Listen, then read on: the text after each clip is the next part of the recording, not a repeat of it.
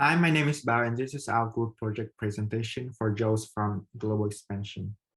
For outline, we first analyze using Porter's diamond to analyze four countries that we pick, which are France, US, Japan, and United Kingdom.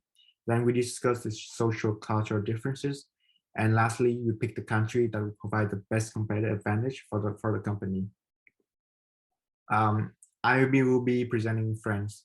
For factor conditions, French has perfect elevation and soil composition, which result in high quality grapes. It also has cool climate, which bring out more nuanced flavors such as brighter fruit and acidity. In terms of labor force, French farmers has deep expertise in wine growing due to the best practices are often passed down to the younger generations, and it has specialized degrees in wine, such as the master degree at the Wine Management Institute.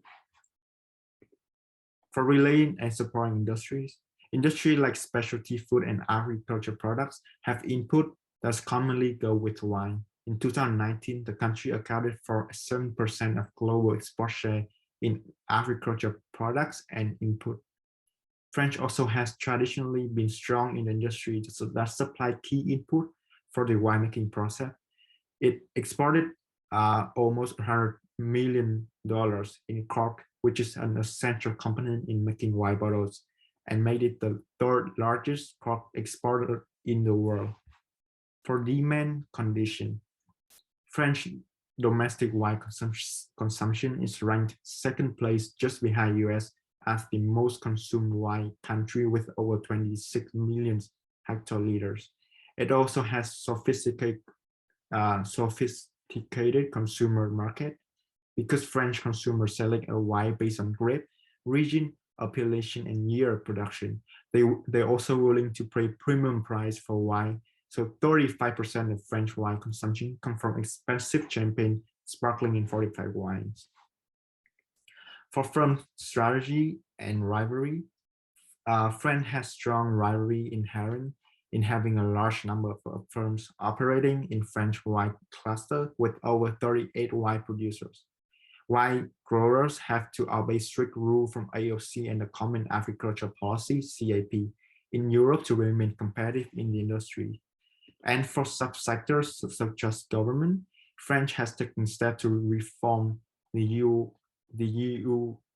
CAP for wine, and since 2008, the Commission has provided nearly 1.3 billion euro to support the French wine industry. And for chance, as a member of EU, French can partner with other European wine producing countries to further increase its quality and variety in wine. Next, I will pass the floor to Azar for the next part. Hello, my name is Azar Ibrahim, and I will be talking about United States as the country I picked for Josie's farm to expand to. I will talk about the pros and cons and what I feel using the 6 factors from Porter's view. On the first factor, using factors condition, I feel the climate is very similar to California or the BC and California, so it would be a great way to bring the crop or using the same crop to grow in both areas. The labor cost is very similar, so there won't be a big cost difference when growing the business, and it will be similar to structure and won't require a lot of more expenses. There's close trade ties within the United States and Canada, so it will make it easier, and the travel time is much shorter within 2-hour travel flight time. So it would be easier and cost effective to expand to United States. The second one is supporting industries. Both have a reputation of producing great wines. California is well known. So expanding to California is a great idea because it has the perfect environment. They have the reputation for expanding there. The third is home demands. Winery is a big market, way competitive. So a con would be that it'll be hard to get into the market since there's a lot of competitors, a lot of wineries in such a small space. We'll talk about the fourth factor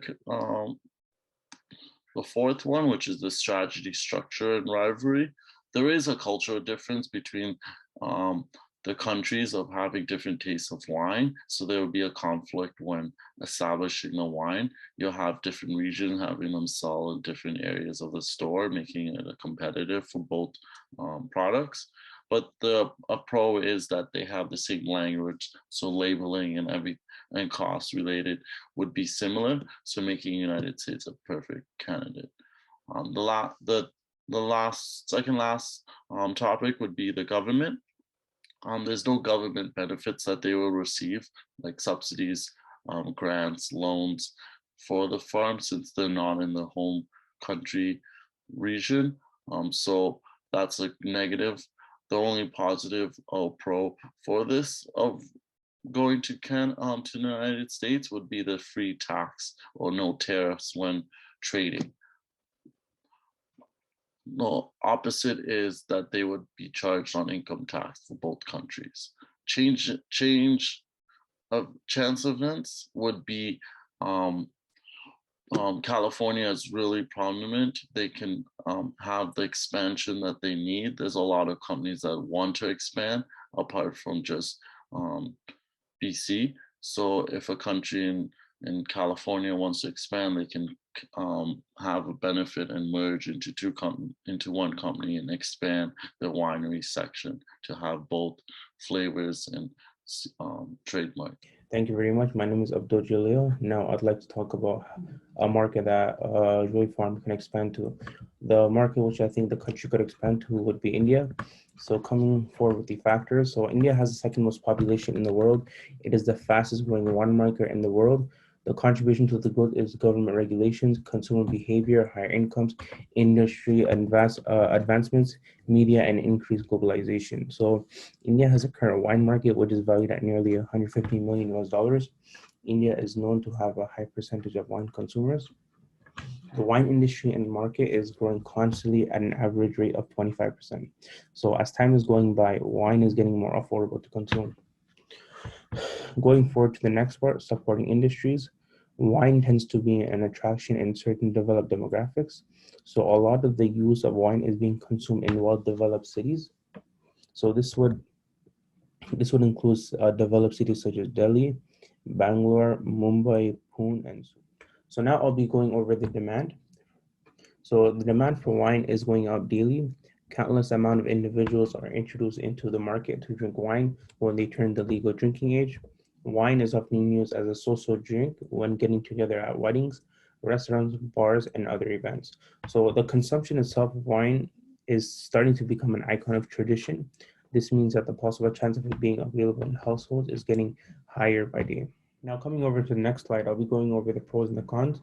So to start with the pros, so local development and consumption will be rising daily. Trend setting is increasing the overall consumption of wine itself. And the last point, it would be increasing in urban population, which causes the urge to purchase wine in general. Now, since India has the second most population in the world, this will generate and this will cause more people to buy due to the fact the number of people living in the country itself. Not only will it generate more revenue, but the company will have to generate more itself for its population. Now, coming over to the con side. So India has a strict government and it has different type of laws. So in different regions, India has different laws. So for example, in the province or the state of Maharashtra, alcohol is legal. And now coming over to the state of Gujarat, it is illegal. So it works in a very different type of way. You have to, if you want to buy alcohol, you have to buy it under the table, or you have to have links for it in order to purchase it. Or you have to drive down to a province which has it and you have to purchase it from there. Now coming over to the next point would be import taxes. India is known to have a high percent of import taxes, followed by having a high number of tariffs on different products. Now, India has limited availability and accessibility in certain regions. Like I said before, there's going to be limited availability in Gujarat compared to Maharashtra due to the fact that it is illegal in that state and legal in the other state. And last but not least, the competition of other drinks will also be there, such as beer and whiskey. Regardless, the competition will always be there. It just matters on how the business operates and how the business functions against their own competitors. Now I'd like to pass the mic on to my group member who would continue the presentation. Hello, I'm going to be talking about the United Kingdom now. Firstly, let's talk about firm strategy and rivalry. Joy Farms has been doing a good job being a competitive wine brand, and the proof for this is the multiple awards they have won. In the 2018 National Wine Awards, where 1,850 wines from 1,257 wineries were entered, Joy Farms won awards for 6 of their wines. This shows that despite the competition, Joy Farms can produce a higher quality product. Also, the number of entries proves that the wine market in Canada is growing, meaning each company is pushing the envelope and in turn forcing other companies to get. Secondly, factor conditions. Canada has a very diverse climate, which varies depending on which region you are in. There are some regions such as Niagara region and the Okanagan Valley, where Joy Farms is, where the climate is able to produce good grapes from which to make wine. Canada's wine regions are based in places where the temperature is cool, mimicking wine regions similar to Europe. These regions are able to produce a specific type of grape from which Canada makes their wine. The Canadian wine industry is growing due to the discovery of these regions, and with climate change in action, more opportunities are possible because a hotter climate means these regions can produce a different variety of grapes, which will increase their product portfolio. Demand conditions. For the last decade, the wine consumption in the United Kingdom was falling due to aging population. However, new demographic of younger age wine consumers have emerged, and due to this, increase in consumption of wine has increased. Alternative packaging has also become very popular among this younger demographic, and examples of this are the canned wine, which, as you can see from the picture, is something that Joy Farms had come out with recently. Disadvantages, however, due to the increase in health conscious trends in the market, alcohol and wine consumption trends in the long term seem to be on the decline. Related and supported industries.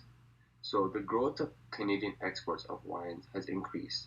In 2020, Canadian bottled wine exports totaled 1 million liters, which is valued at $20.3 million.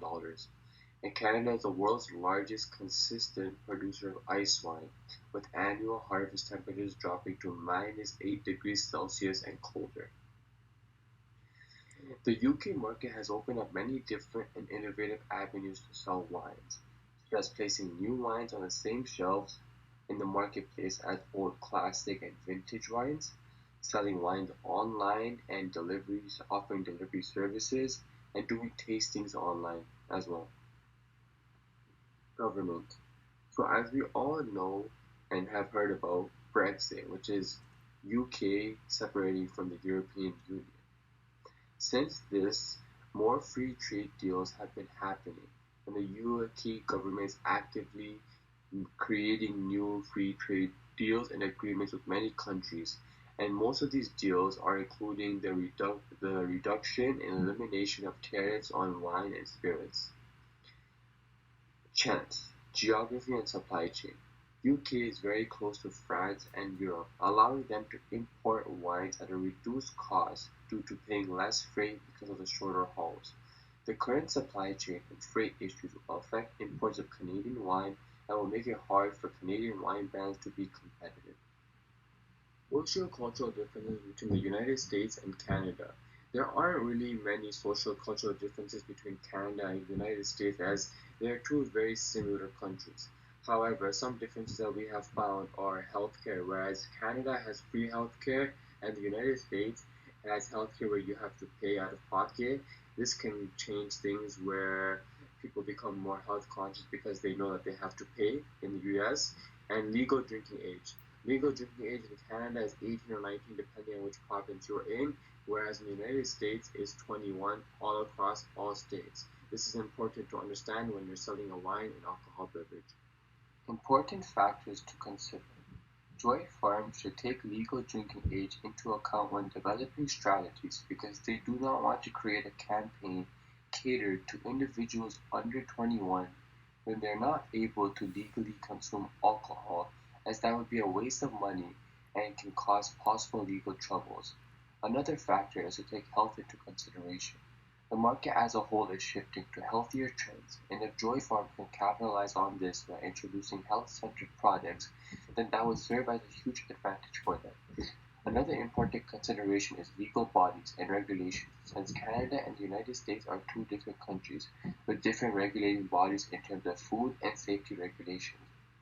Joy Farms had to be very careful and make sure they fully understand all food and safety compliance regulations that are different than the ones in Canada and abide by them.